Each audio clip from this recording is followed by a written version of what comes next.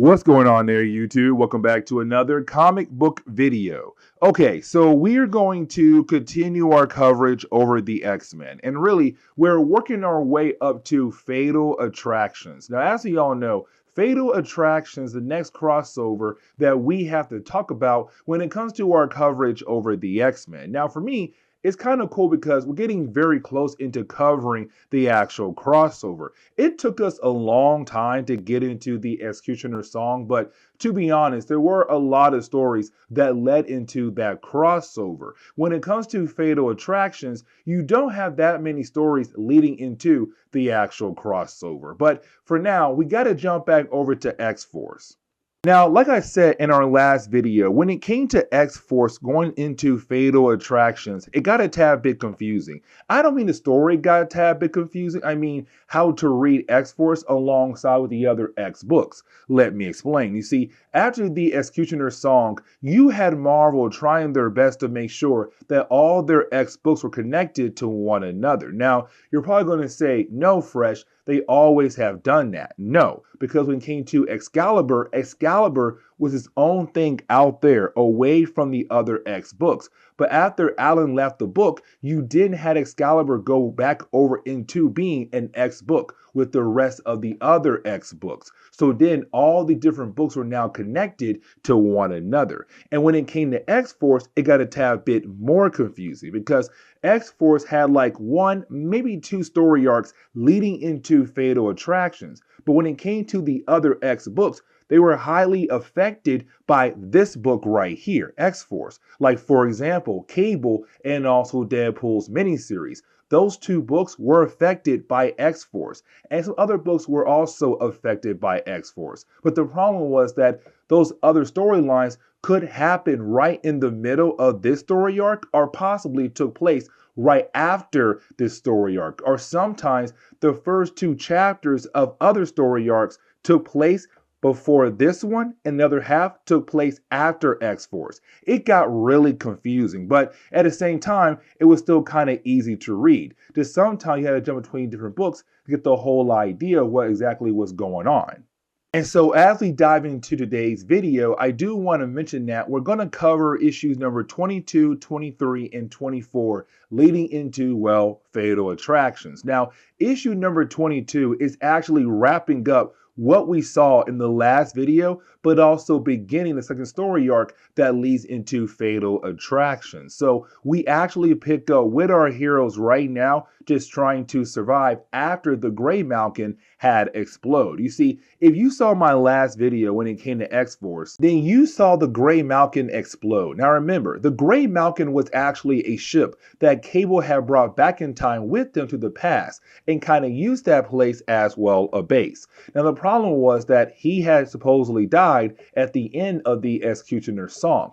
After his death, his base just floated out in space by itself for a good while until its cloak went off. And so you didn't have Stark, S.H.I.E.L.D., and also X-Force realized that the Gray Malkin was still around, the old base of Cable. So you had all these different characters trying their best to make claim of the actual ship. But the problem was their battle caused so much damage on the ship, it had to go ahead and self-destruct thanks to its programs. Now, before it did that, you had Cannonball and also Sunspot being able to send off different parts of the Gray Malkin around the world, especially most of the parts landing at the base of X-Force. But at the end of our last video, we saw the Gray Malkin explode, and we were kind of left to believe that everybody had died. But as we get into the opening pages of this video, we see that, well, no, everyone has survived, thankfully, because of Lila. Now remember, Lila is a very powerful teleporter. She has the ability to teleport across the universe. And so she was able to use her powers just in time to save most of the members of X-Force, also S.H.I.E.L.D. and War Machine, before the Gray Malkin had exploded and, well, killed them all off. Now the question is right now, what about Sunspot and also Cannonball? Because they were away from the rest of the team when the actual place had blown up. But luckily for us, we do learn that they had actually survived by being able to make it over to an escape pod just in time. And so our two heroes had also survived and they're also on the way back down to Earth. But hey, that's not all the X-Force team, because let's not forget, in our last video, 3 other members of X-Force had got captured by the Externals. You see, in our last video, when it came to Boom Boom, Warpath, and also Siren, 3 members of X-Force, they were captured by another group of characters better known as the Externals. Now remember, the Externals are a group of mutants who have the ability of immortality. Now each member of the Externals, they have their own ability as well, but they all share one singular ability, which is the idea of being immortal, immortality. Either way, they had captured our 3 heroes and trying to use them as hostages to bring the rest of X-Force over to them. But now we have to jump over to, well, the X-Force team who was on the Gray Malkin, where we see the ones who are with Lila being able to arrive back over to Camp Verde. Now remember, Camp Verde is their base they're currently using at the moment, but after they arrive, you didn't have Cannonball and also Sunspot arrive. Now, like I said earlier, when it came to the Gray Malkin, before it had blown up in our last video, Cannonball and also Sunspot made sure to send different parts of the Gray Malkin back down to Earth. And most of those parts went to Camp Verde. And so now they're able to use all the different resources that Cable had left behind for them to use. Right now, they can finally celebrate the idea that they now have different jets, weapons to help them on their mission against all their enemies. Now, also in our last video, we had actually talked about the idea of Domino going around and trying to recruit the old members of Six Pack. Now, remember, Six Pack was the original team that Cable had when he first came back in time from the future into the present day. Now, when it came to the Six Pack, unfortunately, they had broken up thanks to Cable and some of the moves that he had made. But in our last video, we have seen Domino going around trying to recruit the old members of that team for something special for Cable. You see, in our earlier videos for X-Force, right before we jumped into the Executioner song, before Cable had disappeared, Domino had promised Cable that she would find X-Force. And so her main goal right now is to, well, find X-Force. And so far, she was able to recruit Grizzly and also Hammer to kind of help out with that situation. But we currently see them trying to break into Department K. Now, Department K is kind of like this secret government branch for Canada. But of course, they believe that they should be able to get some information about where in the world X-Force could possibly be at. But while trying to get that information, well, then they're confronted by Weapon Prime, the superhero team that was put together by Department K. But now we have to jump over to Vanessa. Now remember, when it comes to Vanessa, she was actually better known as Copycat. Now, we met her in the early days of X-Force because at first, we believed that Domino was actually Domino, but in reality, it was Vanessa using her ability as a shapeshifter to pretend to be Domino because she was forced to work for a character known as Mr. Tolliver. That all took place before leading into the Executioner song. But after that, she had been kind of just on her own, hanging out with her best friend known as Tina. Now, right now on your screen, you're seeing 2 redhead women because when it came to Vanessa, she took the form of Tina, and you have the 2 ladies just out there just having a good old time. It's for Vanessa to say, you know what? I have been through a lot. I need a vacation. The problem is that her ex-boyfriend, better known as Deadpool, has been looking for her. And Deadpool is trying to kill her. Well, before he can kill her, he has to talk to her. And so while you have Deadpool trying to kill off Vanessa, well, somebody else kills off Tina. And that would be Sluggo. Now, we actually already talked about Sluggo before in our Cable video. And really, I meant to say that we talked about him over in our Deadpool video, not our Cable video. You see, when it came to Sluggo, he was also part of Weapon X alongside with Deadpool and also Garrison Kane. Now, when it comes to Sluggo, his main goal right now is to come after Deadpool and also Vanessa. And the reason why, because both characters used to work for Mr. Tolliver, but he is supposedly dead at the moment, and he left behind a will. In that will, he has mentioned that he left behind some kind of powerful treasure. And so you have a lot of folks trying to go after Deadpool and also Vanessa, seeing that if these two characters know where the treasure is actually located at. And with all that being said, we had already talked about the whole idea of Tolliver's will. Matter of fact, down below, I'll leave a link to the video that leads into Deadpool's first solo series. I discussed the whole idea of Mr. Tolliver's treasure.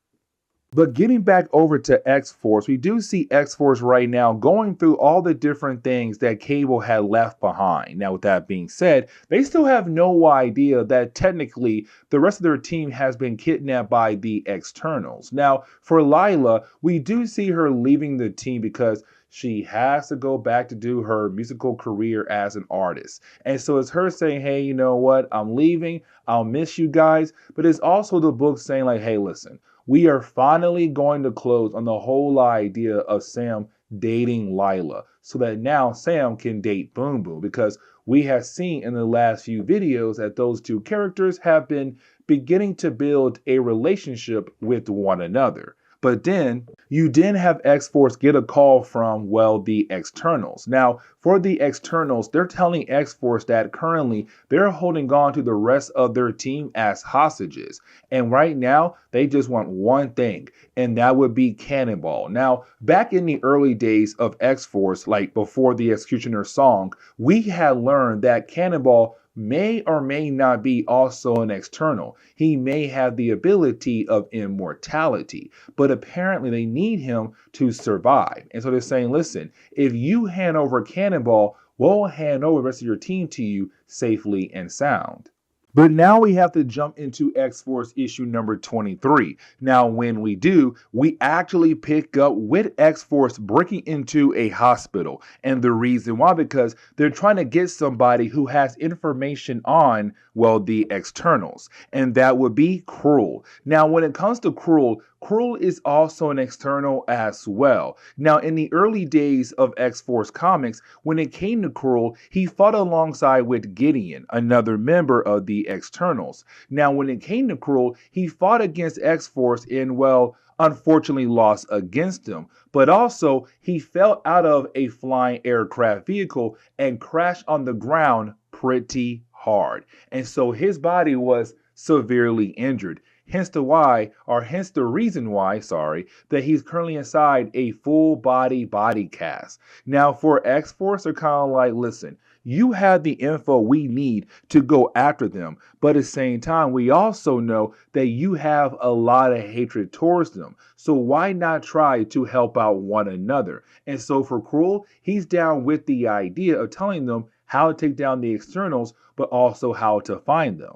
Now, for Cannonball, he does call up Charles Xavier for some advice. Now, when it comes to Charles Xavier, he's still learning about the whole idea of the Externals. This man has been around for a good while, has never had an actual run-in with the Externals. And so for him to actually hear that there is a group of mutants who are technically have the ability of immortality is very interesting for Charles Xavier. Now, for Cannonball, he says, listen, I promised Gideon that I would not get involved in any more of his affairs at all. But at the same time, I technically have to at the moment because they have kidnapped 3 members of my team. I'm afraid that if I do get involved, what could possibly happen to them? Now, for me, this is kind of weird because is Cannonball actually trying to make sure he followed his promise he made to Gideon in the earlier parts of X-Force, but at the same time, they had kidnapped 3 members of his team and they're asking for him to come over there for a fair trade for the 3 people that are currently held as hostages. And I'm kind of like, I feel like once he took your 3 team members, the whole idea of that promise you made goes out the window. But it's Cannonball saying, no, I have to make sure I keep to my promise. But for Charles, it's all like, hey, listen, man, I told you I can technically not get involved, but I feel like you'll try to make the right move here. But now we have to jump back over to Domino and also Grizzly. Now, for our 2 characters here, they're being confronted by Weapon Prime. Now, Weapon Prime was just a group of characters that had actually worked for Department K. And honestly, these characters were never truly important in Marvel Comics. You have Tiger Strike, you got Double Trouble, you got Killjoy, you have Yeti. Like, they have some interesting names, but these characters are not really important when it comes to the world of X-Men comics. Either way, you do have Domino and also Grizzly being able to escape from Department K after getting the info they came there for. And so they were able to dip out, but all because a Hammer said, hey, go this way and you'll be able to escape. Now, getting back over to Gideon and also Saul, the 2 externals who are waiting for the arrival of X-Force, you have these 2 characters kind of freaking out. And here's the reason why. Because they're kind of wondering if their time is finally up. Because, like I said earlier, the externals are supposed to have immortality. But in our last video, one of their own had basically died. Now, the reason that one had died is because of the brand new virus that is going around killing golf mutants left and right. And we have been seeing this virus in other books when it comes to the X books across Marvel Comics. Over in X-Men, Uncanny X-Men, and the list goes on. Either way, this virus is killing golf mutants at a very fast rate. And apparently, it's even killing golf mutants who have the ability of immortality. But they have no idea yet it's actually a virus. And so they believe there's something wrong with them. And maybe, just maybe, Cannonball, who is currently the new external, might have something in his genetics that could possibly save them. But getting back over to X-Force, you have X-Force trying to work alongside with Cruel to make up a new game plan to basically bring down Gideon. Now, for our heroes, they realize that the best way to take down Gideon is to just go in gun blazing, to technically catch him off guard. And here's the reason why, because for Gideon, even though he does have the mutant ability of immortality, he has other abilities as well. Like, for example, he has the ability to mimic other people's powers. And so if you are able to catch him off guard, he's unable to use that other ability on you to possibly take you down. And so you have our heroes arrive at the home of Gideon and they just barge in there, gun blazing, and of course, catching him off guard. Now, I want to jump back over to Vanessa because this begins the process of the story going over into Cable Comics. And let me explain. You see, you have Vanessa right now just trying to get away. We do learn that she was able to get away from both Deadpool and Sluggo earlier, but right now her main goal is to just disappear, to make sure they can never find her again, except they find her just like that and they plan on killing her right then and there. But luckily for her, she is saved by Domino and also Grizzly. Now, the reason why they are there is to get revenge against her because, like I said, in the early days of X-Force comics, when it came to X-Force, we believed the entire time we had the real Domino. But in reality, we had the fake Domino because you have Vanessa using her ability to pretend to be Domino, while the real Domino was being a hostage for, well, Tolliver. And so this is really more of Domino just wanting revenge against Vanessa. But you have Vanessa say, listen, I know what you want. I can actually help you because I know that you are looking for Cable's old team X-Force, and I can help you to find them. And so now we are able to actually jump to the ending of this chapter because you didn't have X-Force being able to get their teammates and they're about to leave to go back to their base. But before they do that, like I said earlier, Cannonball's not here because Cannonball said he promised Gideon that he would no longer get involved in Gideon's affairs. Well, to make sure that he actually follows that promise, he did not go with the rest of the team because when he made that promise with Gideon, he said he will no longer get involved. He didn't say the rest of X-Force. And so that is why they are actually able to get involved and save their friends. Now, you do have Saul tell the X-Force team, like, listen, we need y'all help because the externals are dying. But for our heroes, like these heroes, they don't really care at all. They're kind of like, listen, we don't like you guys, but if you try to cross us again, we'll make sure that you actually do die. And they go back home to their base. But getting into X Factor issue number 24, the last issue leading into, well, Fatal Attractions, we actually pick up with two mutants right now being transported over to a different location. Now, the guards who are doing the transporting, they actually work for a prison called the Vault. Now, the Vault is a super villain prison in Marvel Comics, but either way, these guards are taking these two prisoners over to somewhere else. Now, the two prisoners are actually Fire Fist and also Skid. Now, Fire Fist and Skid, they first appeared in the early days of X Factor comics, where you had X Factor trying to carry on the dreams of Charles Xavier while he was in space, and they were able to kind of take in different mutants to actually train, to help them learn how to control their powers. Now, they were technically kidnapped by Strife back in the early days of X-Force comics, really New Mutants going into X-Force comics. And with them being kidnapped, they were brainwashed to work for his group, better known as the Mutant Liberation Front. And so with them being brainwashed, they truly believed in everything Strife stand for. Now, he had been defeated back in the Executioner song, but they were prisoners for, well, working for him. Either way, while you had these guards trying to take these two over to a different location, they were then attacked by a new group of characters better known as the Friends of Humanity. Now, we had actually talked about this group in one of our earlier videos, but at this point in Marvel Comics, all we know is that it's another group of humans who are going out of their way to basically kill off mutants. And so right now, we're seeing them trying to kidnap Fire Fist and also Skid because what they had did supposedly to the human race. But now we have to jump back over to X-Force as you have everyone being able to regroup back at their base. Now really, as soon as you have the team who just took down Gideon and Saul in the last chapter come back to their base, you have Cannonball greet everybody, but he says, hey guys, listen, we gotta go. We have another mission. And this mission is us going out our way to say Skid and Fire Fist because we got this request from Charles Xavier.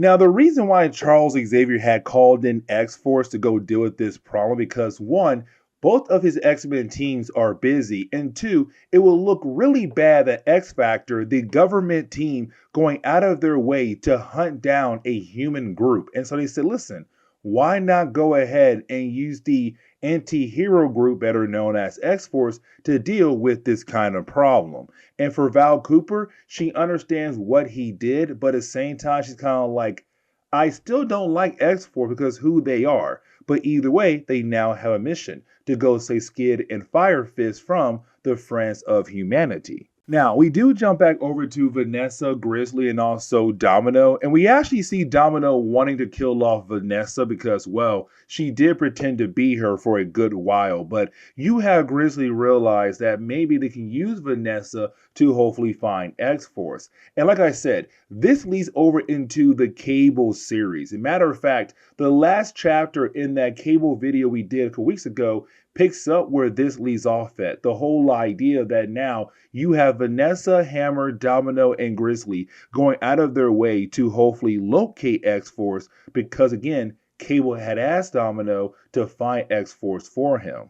But now we have to get into the idea of the return of Magneto. You see, we jump over to where the Gray Malkin used to be at, because like I said earlier, the Gray Malkin exploded at the end of our last video. Now, most of the parts of the Gray Malkin went down to Earth, but some of it stayed behind in space. And so we see a man just wearing this suit, beginning to use his powers to move the different pieces of the Gray Malkin back together to make a new home. Now, we already tell who it is. It is literally Magneto. It's him slowly coming back, getting ready for fatal attractions. Now, the rest of the book is really more just our heroes going out of their way to save the lives of both Fire Fist and Skid from the hands of the Friends of Humanity. Now, like I said earlier, when it comes to Fire Fist and Skid, they were brainwashed by Strife. And so, even though you have our heroes going out of their way to save their lives,